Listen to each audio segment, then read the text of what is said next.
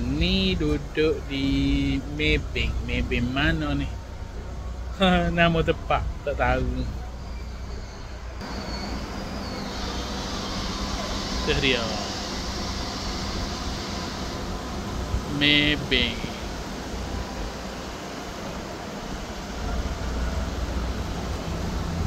Tak tahu nama tempat.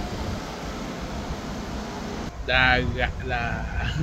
Ambo ni pun tak tahu nama tempat. Dekat dengan Londe. Kalau Londe dah tak tahu. Adalah nama tempat gak. Ambo tak berapa tahu gak nama tempat. Tapi derak suka. Macam Londe gapo ni kenal dah. Hok kecil-kecil tu kurang kenal kata. Deh.